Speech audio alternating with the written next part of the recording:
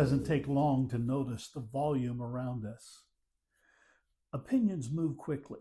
Conversation escalate easily. Even ordinary disagreement can feel heavier than it once did. The Apostle Paul writes in Romans 12:18, "If possible, so far as it depends on you, live peaceably with all." Now that's a remarkably steady word in a noisy age. Paul doesn't pretend that peace is always possible, but he does remind us that our posture still matters. We can't control the headlines, and we can't manage every conversation, but we can attend to our own formation. We can choose restraint over reaction. We can refuse to let urgency harden into contempt. That kind of steadiness doesn't come from willpower alone.